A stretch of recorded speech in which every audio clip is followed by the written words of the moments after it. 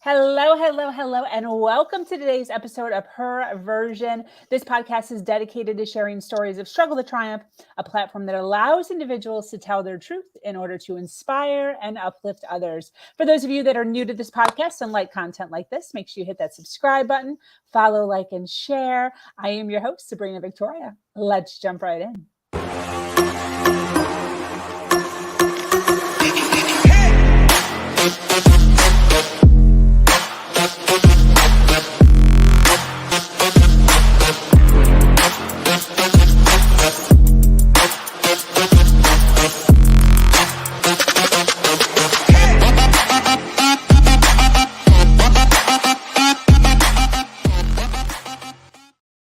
Hello, ladies. Thank you so much for being here on this episode of Her Version. I love it when I see my guests dance into my intro. It makes me so happy. This is the Her Version platform. It is built on storytelling and the understanding that many times our greatest learning experiences come from listening to other people's stories. Today, I am speaking with an amazing panel, but I am going to be introducing Patrice Sterling. If you want to raise your hand and say hello to everybody. Hello. Patrice is the author of the award-winning book, Taking My Life Back, A Family Story of Triumph from Transplant to Transformation, and has authored 3 bestsellers. Most recently, she was the visionary of The Mom's Truth, Authentic Stories of Motherhood, an anthology that explores the turmoil and successes of parenting. Patrice is the founder of 22 Publishing, a company commissioned to tell the stories of families everywhere. She teaches and believes the 22 motto, write your story, write your legacy. Patrice has also been a sickle cell disease advocate for 20 plus years and is the CEO of Patrice Sterling Unlimited, helping families of children with chronic conditions. Welcome, Patrice, and all of the ladies. How are you today? Yay. I am well, and thank you so much for having us. Sabrina, I am just thrilled to be here. Very, very excited. And the ladies that are joining me today are just a few from our anthology, The Mom's Truth, Authentic Stories of Motherhood. I am so excited to talk about this today. We actually have a total of 16 co-authors. And so we just had, we were able and lucky enough to get a few of them on today. And so thank you. We have Miss Jasmine Brown, we have Marie Gilder, we have Dr. Lulu, and we have Miss Nakia Young with us. And so I'm super excited. They are just all incredible women, incredible moms with very, very diverse stories. And as your platform really makes available, those to bring forth those stories of triumph and victory. That's what this book is all about. So Thank you. Yes, of course. The reason that I really dug into this podcast is because I believe that there are women warriors all over the world. When you're at Starbucks getting your coffee, when you're at Walmart picking up your bread, when you're pumping gas at the gas station, there are women standing right next to you that have endured stuff. Right. Like some real heavy stuff. Right. And many times you would never even know. You would never even know. And I think it's unfortunate, one, that more don't tell their story. And number 2, when is it actually a really good time to tell your story, right? You can't really turn around, at the checkout line, wherever you are, and just say, hey, I want to tell you a story of how amazing I am. It's not a thing. So This podcast really allows a platform for women to just come on and say, hey, listen, I went through some crap and I'm still here. Yes. In order to give inspiration for other women, who are in a dark spot right now. Yeah. So the first question that I like to kind of start out with is just, what's the challenge? What's the story? What's the pivot? And I don't know if you want to just kind of go round robin and just kind of speak a little bit about, your story for a few moments and, what happened and kind of what the pivot was. Sure. So for me, and yes, I'd like to go round robin, but for me initially, I had a son, or I have a son, who was born with sickle cell disease. And that kind of, I would say, naturally put me into the advocacy world because I am not one to sit back. I definitely will speak up. I definitely will do research. And if I see anything that looks a little different, I'm going to question it. I question those in authority. I question the experts because I know, especially in the medical realm, these people are human just like me, first of all. And they are only going based on what they've seen happen with someone else, not necessarily with my child. So I don't mind asking a question, I don't mind challenging.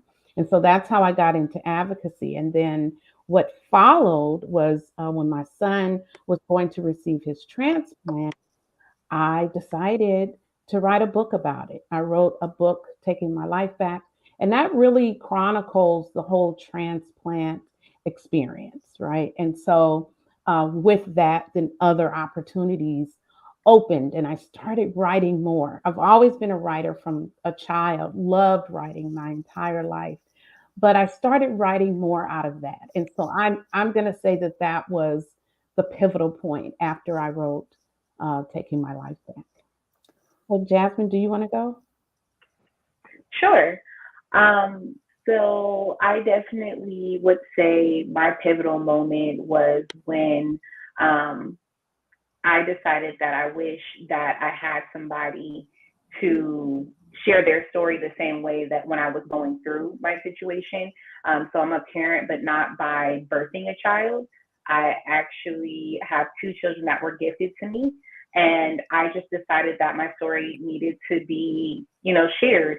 As I was going through court sessions with their birth mother, my husband and I were really just trying to figure out, like, is anybody else going through this? Is anybody else experiencing these same issues and things of that nature? Mm-hmm. So it was just really good to be able to get that out there and to share with others so they don't feel alone in the same arena.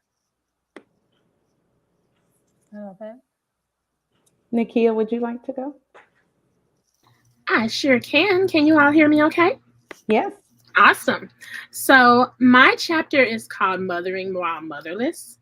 And I talk about how I lost my mother to an autoimmune disease, lupus, when I was 14 years old. She was only 46. And just how when I had my first child in 2016, almost as soon as I got the positive pregnancy test, it opened up a whole newfound spring of grief because I had so many questions that I wanted to ask my mom. It was hard to describe. It was almost as if I were losing her all over again. Yeah. Even though it had been years since that happened, I really just could not believe I was going to have to go through this whole pregnancy experience and childbirthing experience and having a newborn and all these different stages, and I was not going to be able to have her. And so I talk about how I was able to navigate through those feelings, getting therapy, really, because it definitely exacerbated the whole postpartum depression thing. And it wasn't even just losing her. Throughout the course of my life, I had different mother figures that stepped up and were there for me after losing her. And one of those was my stepmother. And my stepmother passed away the year before my first child was born. So it was just all these different things. It was, when you think about when you're getting married, women, we plan our wedding a long time ago. Like when we're kids, we're planning our wedding. And you think about the kind of family you're going to marry into. I have the most amazing husband ever. And then me and my in-laws weren't getting along. It was a whole thing. So all these different support systems I thought that I were going to be able to pull from, I did not have. And then I didn't have my mom. So that was a big struggle for me. I talk about the importance of leaning on people, finding a support system, getting the therapy to help sort through those feelings, journaling your experiences out so that it doesn't overtake you. And I felt like there were so many different motherhood stories I could share because I became a mother of twins also during the pandemic. And I was thinking, which story should I share? And because I know of a couple of people who recently lost their mothers, and because that was the one that was the biggest challenge for me to overcome, I said, I've got to talk about this. I don't really talk about it. I don't like talking about it, but people need to hear this story because there are people who are going through this right now, and people have definitely shared with me that it's been helpful to them. So, yeah. I love it. Excellent. Dr. Lulu, would you like to go? Yeah, sure. My name is Dr. Lulu, aka the Momatrician. I'm a pediatrician and a mom. I'm also the CEO and president of Dr. Lulu's Life Coaching Lounge. When I was 16 years old, I told my dad, like most 16-year-old girls tell their dad, I said, I like girls. And my dad, who is Nigerian and Catholic and Igbo and Black and West African, was like, no, it's a phase. What are you talking about? Child, please. And those words, while they were lackadaisically thrown at me as a father who probably meant well, stuck. Like most children, it sticks. And so the title of my book is Stop Acting Like a Girl. So you would think with that background history, when my own child said, Mom, I'm non-binary first, even before we went to transgender, you would think I'll be like, oh yeah, sure, come on in, let me hug you, it's going to be all right. No. And so the chapter is talking about how I struggled with my own sexuality, trying to pretend that I'm someone that I'm not to make who happy in the end. And I learned that if you're not Black, you cannot tell me anything about being Black or Blackness. Same thing with being queer. If you're not queer, you can't have an opinion about it. It's just a fact. And so I struggled with my own demons, trying to become who I wasn't, trying to love my child, trying to support my child, trying not to pretend like I inherited shame from the society, from the cosmos, some shame and guilt that just doesn't exist at the detriment of my child's life. So I had to wake up and say, you know what? If I'm struggling with this, with everything that I know and how edumacated I am, then there must be other parents out there struggling with the same. And so I decided when I finished my 30 years of medicine, when I turned 30 as a doctor last year, I said, you know what, this is the next natural progression for me is to coach parents who may or may not be struggling, particularly Black parents. That's a whole different animal. I'm struggling with just accepting your child falling short of whether it's sickle cell or autism or seizure disorder. Just your child is just less than what the society calls as normal. That's a whole avalanche of drama. So I realized that telling my child all day, stop acting like a girl when they were young is because they were not acting like a girl. The child was a girl. And that's what I had to come to terms with. So thank you for the opportunity. Wow, it's powerful. Marie. Yes, hello. Thank you for the opportunity. My chapter is, if it wasn't for them, I wouldn't be productive. And that just pretty much captivates me as a person of who I am. I've been through a bit of trauma growing up in my life. And I didn't even practically see myself in a position of I have 4 children, having 4 children.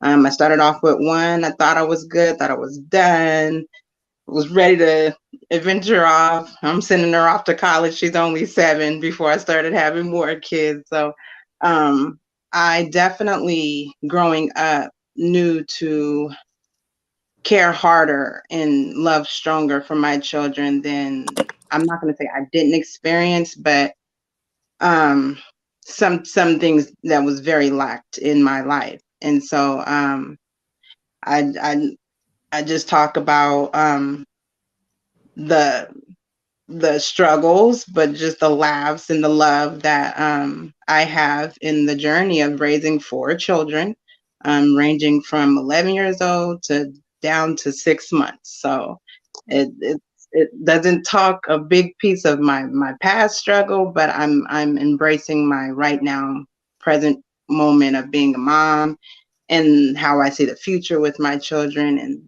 even being so in sync with them as their future continues, and trying to set them up for success as best as possible. Wow. I love that there's such a variety, Patrice. Thank you so much for bringing such a variety of stories to this podcast. I so appreciate that.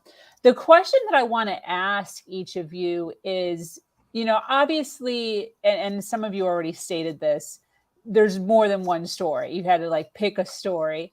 So we've all gone through our ups, our downs, our twists, our turns throughout our life, some more traumatic than others. I want to ask, as you have gone through your journey, as you're evolving, as you're learning how to cope a little bit better, are there a few steps that you could share for those that are listening now live? Thank you so much for being here, by the way, and hanging out with us today live, or on the replay. If you are watching on the replay, by the way, #replay so that we know where you're watching us at and we can send you some love. But for those that are watching us, they're in a dark spot. Some of them, they're struggling right now. What's some steps that you have taken to be able to kind of pivot yourself? And I know it takes time, but pivot yourself from a dark place into more of a lighter place. Okay, I'll start with that. So my particular chapter really talks about why I parent the way that I do and why I'm such a mama bear. And it really came out of a question that was posed to me in a conference, and it was, what is your why? And it had to do with my advocacy work. And I thought about it, and I said, wow, this is bigger than just having a child who has a disease. This is bigger than having to care for someone. This is because I recognized that my mama bear ish attitude was way more intense than most. And so I had to really think about it realistically. Sometimes it's hard to take a good look at yourself. And so I'm going to say that was probably a big, big step for me, to really look at myself very honestly and say, hey, this is stemming from molestation. This is stemming from not being able to trust those whom I was entrusted to. This stems from not being able to trust those who you would normally think you could trust. And so looking at those things, I decided to really share that in my particular chapter. In addition to that, from years ago, I started a very long time in having therapy sessions. Sometimes it wasn't even my session. Sometimes I was in maybe with one of my kids and kind of took over the session because I needed it. But I've definitely, had great opportunity to share and to really talk through some things as I've been growing up. And then always trying to look on how I can improve whatever it is, whatever the situation is. What's a small step that I can take to change this? And if you take those steps one by one every single day, then it adds up, it comes together, and things change for you. Love that. Anyone else want to go? Yeah, I would like to go, only because, are y'all there? Yes. I was trying to leave a message, and then I was trying to respond to the chat, and I don't know what I did with it because I have to leave in about 2 minutes. This was so much fun. First of all, thank you for the opportunity. Thank you, Patrice, for drawing my attention to it today. I said I was going to come and just love on y'all and get some love myself. So for me, the pivot was inevitable. One of the stories I tell is the conversation between God, their angels, and me. And when my kid was younger, I used to say, God, please don't make him gay. Please don't make him gay. And then I said, oh, God, please, why does he have to be gay? Why does he have to be gay? And then God was like, should we tell her? And they were like, nah. And then it's like, please, whatever you do, let it just be gay. Let it just be gay. That's the story. And then God was like, you know what? I'm going to tell her. And then God is like, so I know how you think gay is the worst thing, right? I got news for you. We got transgender. And I'm like, okay. And they're like, did he just cuss? I was like, yes. But the point I'm trying to make is God was like, wait, so you're a pediatrician, you're a mom, you're a self-proclaimed agitator and advocate and a speaker and all this. So who do you want me to send? Who do you want me to send? And I was like, okay, my bad. And then I said, okay, I have just one question. And God is like, what is it? And I was like, okay, could you please? And God literally takes the sentence and says, oh, you mean send you people like Sabrina and Patrice Sterling to help you along the way? Oh, I'm gonna do that. But this work, you gotta do. And so for me, it was a natural, I tell that story because what other story do you want me to tell? It's like it fell on my laps and I just had to take the baton and run. So on that note, I do want to leave y'all. I love you so much. Thank you for the space. Thank you for holding space for all of us, Sabrina. Patrice, you know you're my girl. I'll see you in less than a year. I love you. And everyone else, peace, love, and so bye. Thank you for sharing. Wow. So, Marie, would you like to go?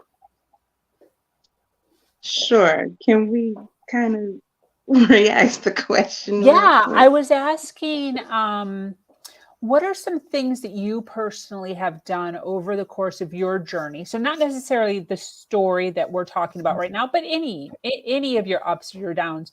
What are some things that you have done to kind of cope, to pull yourself out of that darkness or out of that struggle? Is there anything that you do that we can give advice to people listening? Sure. Definitely not surrounding myself in spaces where it would keep me down. I am a rape victim, or not a survivor, excuse me. And for a long time, I did not realize how angry I was. It was over a period of time for years that I experienced it. And so I didn't start even dealing with it. I thought I did when it was over, and that was just me being young and not really understanding. But I probably really didn't start dealing with it until I hit about 20, well, after I had my first child. And that's when definitely a love that I never thought I would be able to feel or let alone give just came over me. And so from there, it allowed me to start taking courses of what I needed to do to just start the process of stopping the person that did it to me. And that definitely was the beginning of my healing stages. And from there, I didn't quite like therapy. I think it's just because I don't like to be told what to do. But I started taking different courses that would allow me to help other people, not knowing that it was actually healing me. And I did have spirals, I had down effects, I had, many years of still struggling. And I won't say that I necessarily still do. I definitely have my kids to make my way of seeing things just in a whole nother way. And but I definitely had to refocus and reconnect with God all over again, because I grew up in church, but that wasn't enough for me. Mm-hmm. And it wasn't until maybe about, honestly, 2 or 3 years ago is when I got a stronger connection in myself and through God. And through that, I do my best to stay focused in the positive, stay focused in God, stay focused in my prayers and in my readings, because it changes my life. I can't speak for everybody, but it does something for me. It puts me in a more positive mind frame.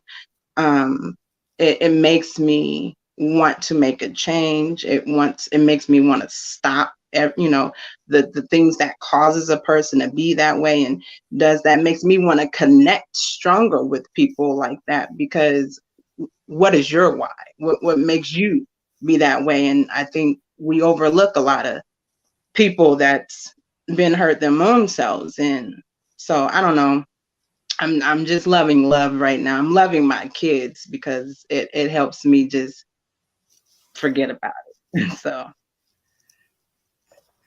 that's it. I really like that.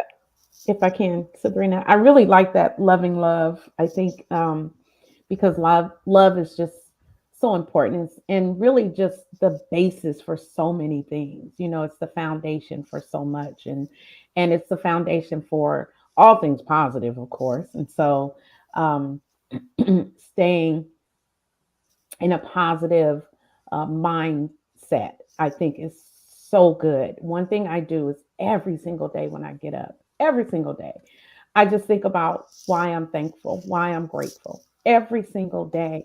Because an attitude is, it's a saying, but an attitude of gratitude really, really works. It really works. It changes your perspective. And so every single day when I get up, I start off just thinking about all the things that I'm grateful for and thankful for. Jasmine or Nakia, would you like to go? And I truly apologize for my technical difficulties, but I'm glad I can move and not be frozen any further. And thank you very much, Sabrina, for this space. What I actually do for self-care is, and it may be a little bit of a waste of money, but I like to go get a hotel room. And I like it to just be me. And depending on the mood, I may invite my husband, unless he's the reason that I'm like, I need some time. And I just like to sit there. And sometimes it's just because when I'm at home and I'm looking around, I see everything I need to do. I was like, oh, I have that project I need to do. Oh, my daughter sees me sitting here. She thinks I need to do something with her. Or they're like, oh, okay, well, we need to do this. And it's just move, move, move. So by being out of my space and being in a different environment, then, it just allows me to relax and to recenter. And when I'm in these moments of quietness, sometimes I won't turn the TV on in the hotel. I literally will just listen to an audiobook. I'm an avid fan of audiobooks because you can listen while you're walking and talking and journaling. I'm a very big avid journaler. Like, I love to journal all day, especially while listening to audiobooks, because your brain's working as it's listening and you're getting things out that you normally wouldn't get out. And then for the times that I'm broke and can't get a hotel room, I will go to a dock. So the nearest dock near you. So I will be at somebody's marina in my car doing the same thing, listening to an audiobook. But I do 9 times out of 10, I look at a lot of self-reflection, because I want to make sure that whatever I'm trying to be better at is actually working. Because sometimes you can have a plan and think that, oh, this is working, and it's not. Or you could be like, oh, this is the issue you should get fixed, and you didn't even realize, like, you have no plan for it. So those are pretty much my 3 things I go to when I'm going through the storm, and how to basically maneuver through it.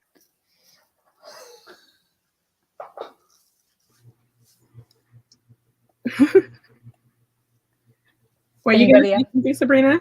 Anybody else? Oh, okay.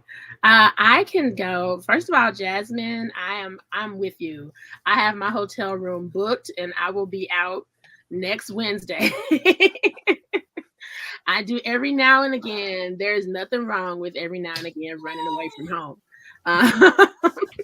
And if I don't do it, and my husband sees that I'm just like really stressed and mommy needs a moment, he'll just hand me $20 and say, hey, I got the kids, go to Starbucks or something.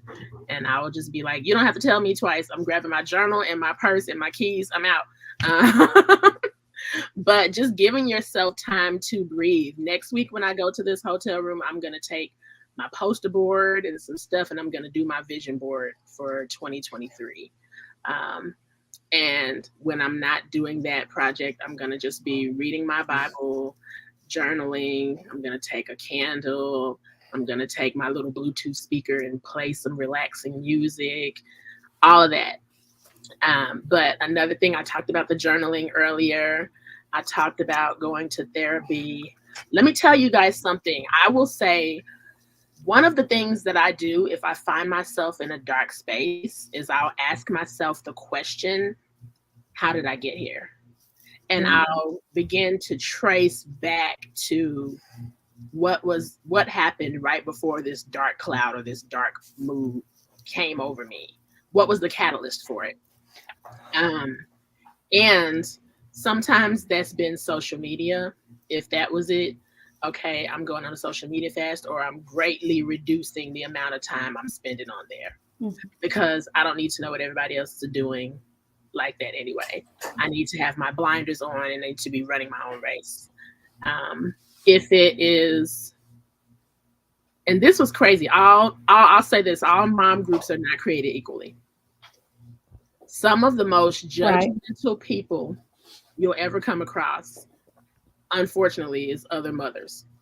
So if you're going around certain family members or other moms and they're trying to project onto you, they're insecure about something, but rather than just deal with it, they'll project onto you to try to make you feel bad about your situation or something your child is doing so that they don't have to feel bad about their kid that's out stealing cars, I don't know, doing bad in school, whatever. They got more than enough to be worried about on their own, but they're busy trying to give you some advice you didn't even ask them for. Just all this drama. Y'all know what I'm talking about. Yes. Been there. And so pay attention to how you feel after you're around certain people. And if there's certain people that every time you leave their presence, you feel like you've shrunk somehow, you feel depressed, and you felt fine before that interaction, have some boundaries. Yes. And also, let them know what they did that offended you. And if their knee-jerk reaction is to not say, oh my gosh, I'm so sorry I did that, please forgive me. If their knee-jerk reaction is to just be like, I didn't do that, I didn't say that, you just took it wrong, you just need to, okay. So if they don't want to take responsibility about it, then that's not somebody you need to be around. Yeah. That was something that, I had to do early. I think when my kid was about 2, I was a part of a group of moms. And every time it was something. And I came home and I would just be like, I don't think this is working. Yes, somebody said they're energy suckers. Yes, I don't think this is working because I was having a good day until I went to that group. And now, they trying to nitpick everything my child is doing. He ain't even doing nothing. He just running around playing. I don't like how I'm feeling. Mm-hmm. And then you'll know because when you're around the right people, the energy is totally different. Instead of me feeling like energy and life was being sucked out of me, when I got around another group of people, it was a complete positive energy. Girl, come on in, valuing my input. It was a complete night and day experience. So to sum all of that up, having boundaries. Everyone doesn't deserve access to you and your time. Protect your peace. And, there's things that happen to us, and then there's things that we put up with that we shouldn't. So, boundaries are huge. Boundaries are huge. And they're so necessary. Yeah. We have to do it. Like you said, protect your peace. If something, I actually started this a while ago, and my family kind of laughs. It's an ongoing joke with them for me, because they're like, oh, you'll cut somebody off in a minute. But if it just doesn't serve me well anymore, then it's time's up. I just can't, there are too many things that life has to offer that are not very positive. There are too many. for me to also bring in or allow extra. So I just don't anymore. Yeah, I'm totally with you on all of that. You know, when with my story, you know, going through the journey that I went through, cast out from my entire family and religion because I got pregnant with no husband, ending up in a narcissistic abusive relationship for 13 years, now on a journey of entrepreneurship. You know, when there's a darkness, you know, I went through some real dark stuff. Sometimes there's thoughts of what's the point of all this? Yeah. Like what's the point of this? What am I learning here? What's the lesson in all of this crap that I'm going through? When you think about your story, your journey that you have been on for each of you, what do you think has been the lesson for your life? That's a good one. Jasmine, you look like you're ready to go. I will definitely tell you. So you may not have been able to hear me earlier, but my chapter is called "This Isn't My Dark Plan." And so the lesson I've learned is stop trying to plan everything, because God is going to plan it and it's going to go his way, whether we like it or not. And so I definitely had to learn that no matter what I think or try to do, there's a plan that has to be done. And so, not past, but a plan that's going to go fruition. And so, no matter what you try to plan and do stuff, it's going to happen a different way. And it's okay. It's okay if things don't go the way that you plan. My children were gifted to me. I just knew by the time I was 23 that I was going to have a whole husband. I was going to have my own babies, and it was going to be easy. I didn't think I'd be dealing with fertility issues, gifted 2 kids, go through a court case for over 6 years now, going back and forth, all that stuff. I never thought that would happen to me. I didn't think that was my story, but it is, and I'm surviving it. And I love every piece of it because I have my 2 girls and I love them to the ends of the earth. Love it. Who else? Lessons learned. Oh, go ahead. I was going to say, like Jasmine, you know, I've learned I won't say necessarily not to plan, or she didn't say not to plan, but what I've learned is not to hold so tightly on those plans that I've made, because there are shifts in life, and you've got to learn how to pivot. You got to learn how to shift, because if you don't, you can get knocked down, and sometimes it's tough to get back up. And I have this thing in my life where if I'm feeling down, if I'm feeling really low or in a dark space, um, I don't, I feel everything I need to feel right then and there. I mean, I just feel it. If it's falling out, if it's hollering, if it's crying, if it's screaming, whatever it is, I feel it all in that moment. And then I let it go, because I don't want it to catch me. I don't want it to keep me down. And I have this, I guess, kind almost like a fear that if it catches me and it holds, if it gets a grip, that perhaps I won't be able to get out of it. So that's why I allow myself. So often we don't allow ourselves that freedom to feel whatever it is we're feeling in that moment.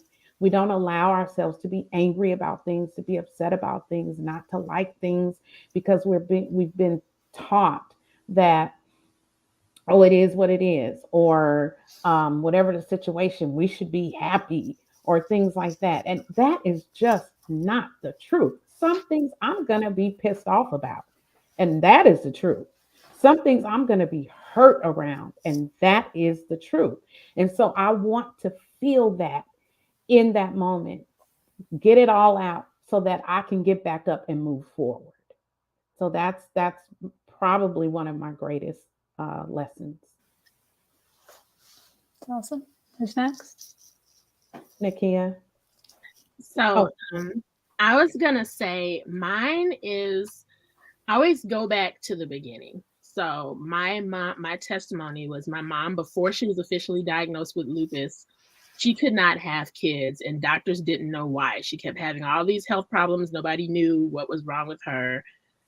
All she wanted was to have kids. She wanted a lot of kids, and she had 5 miscarriages and me. I was her only kid. So when she prayed and prayed about a name for me, and she was going to name me something different, Kiana, something, I don't know. But one day after prayer, God gave her the name Nakia, and she didn't know what it meant. So she looked it up, and it meant victorious one, or victory of the people. And so she told me this whole testimony. And so when I get frustrated, when I'm going through things, when I'm like, God, what is this about? What is the point of all of this? And, every now and again, he'll just tell me, what is your name? What is your name? How are you going to be victorious one?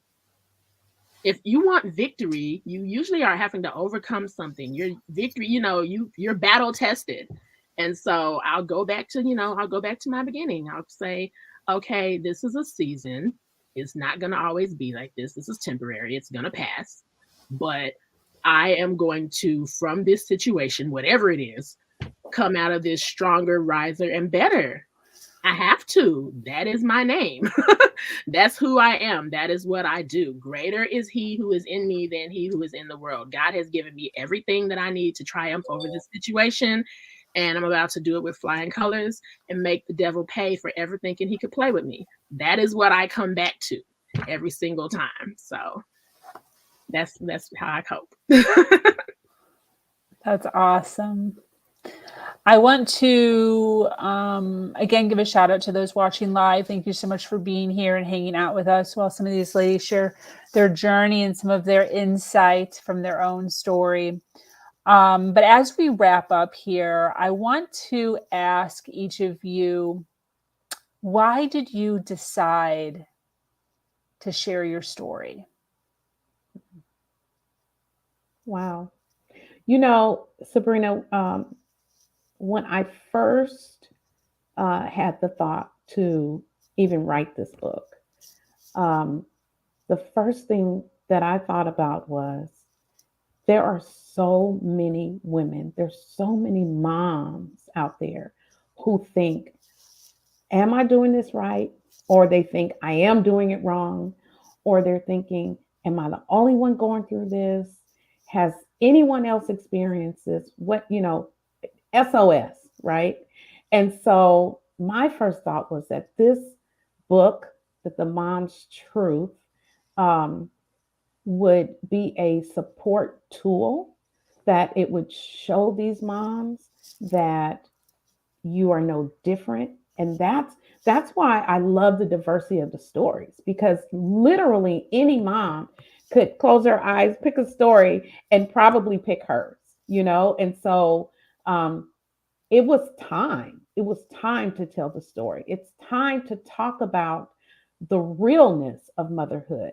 It's a lot of times it's so glossy, and we're just now seeing, even on social media, where women talk about their stretch marks and things like that. Mm-hmm. That was never done before. We're just getting to a point where it's okay to be real about motherhood. Motherhood is hard, and motherhood does not come with an instruction manual. We are doing what we know, how we know, in the best way possible. So it was time to share this and to help. It's about camaraderie, and it's about bringing together folks who need it. So that's what it was about for me. I'll say for myself, the reason why I shared is because since I am an avid reader, I was looking for somebody while I was going through my process of getting guardianship with my daughters, going through the court cases. No one had been through what I had been through, because I didn't get kids by being a foster parent. I got them through guardianship, and I wasn't related to them. And having two toddlers at one time, you go from being a single 20-something-year-old, well, not single, but married 20-something-year-old to now being somebody's full-time mom of 2 toddlers at one time, no one understood my struggle. And on top of that, going through the court cases, I just wanted to be a voice for someone else. I've now since have actually experienced somebody else going through the same thing. And they were like, well, thank you for sharing your story. Well, how did you get this resource? And how did that work out? And how do you get childcare is very hard to find. A lot of people think it's super easy. It is not. So even something as little as somebody saying, well, how did you get childcare? Because you just get dropped these children.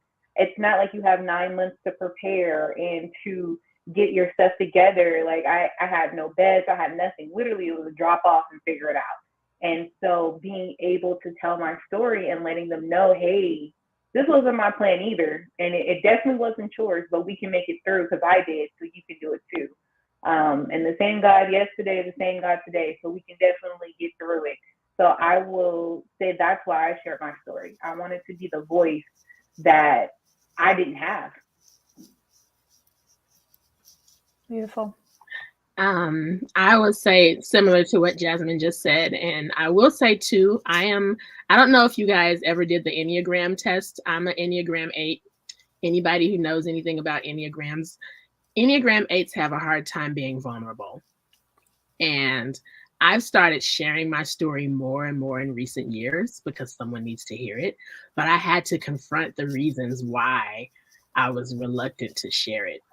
And you know, it's a lot of it was a trauma response, you know, just different situations that I went through when I was younger in my teen years. Any vulnerability that was perceived was exploited by people who were supposed to be there to protect me.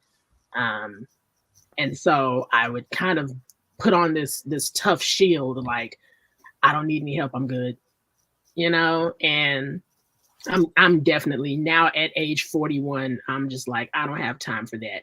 I need to tell my story. I need to say I need help if I need it. I'm not going to be sitting here acting like everything is okay when Rome is burning all around me. And so doing that was good for me because I was only stunting my own growth by not doing that. But also, it was good for other people to see me do that. I think now in this age of social media, a lot of people is like, nobody is posting their problems and what they go through, which is true. But also you kind of shouldn't do that. You should take those to the Lord in prayer and also journal them and get a therapist. You shouldn't post everything you go through on social media, but it's okay to let people in sometimes. Just, you know, when you're doing it in a public space, be mindful of how you do it. So I have my ways of sharing on there, but just letting people in when I need to and knowing when to set boundaries and letting people know that you can look at people's social media and see perfectly curated Instagrams and stuff and think, oh, dang, they got it all together. You don't know. You don't know. You know, like that's why it's important to have your blinders on and running your own race. But for me, I just said, I'm going to let people in when I need to and quit trying to be Superwoman. that was why I decided to share. Yeah. I love it. Patrice, where can everyone see this book? Well, they can go to patricesterling.com or they can take a look on Amazon and barnesandnoble.com and get The Mom's Truth. Thank you, Nakia. Yes. I love it. Well, I thank all you ladies for being here, sharing some of your story and some insight as far as, you know, speaking directly to those that are possibly in a not so good spot right now. So I believe wholeheartedly that our story is one of the most valuable things that we own. And I so give every single one of you props for being vulnerable, even though it seemed, you know, like fear kicked in. This is the kind of stuff that changes lives. So I want to thank every single one of you for being here, and the two ladies who had to step out early. For those of you watching live, thank you for being here, hanging out with us. Thank you for the comments. For those of you watching on the replay, please hashtag replay so that we know where you're watching us at and we can send you some love. But I want to thank you for being here on this episode of Her Version. This community is expanding every single day and is filled with females who are striving to do better than they did yesterday. For those of you that are new to this podcast and like content like this, make sure you hit that subscribe button, follow, like, and share. If you have a story to share, go to hernation.life. I am your host, Sabrina Victoria, and I'm so grateful to be here sharing a platform that allows people to share their truth and inspire others. As always,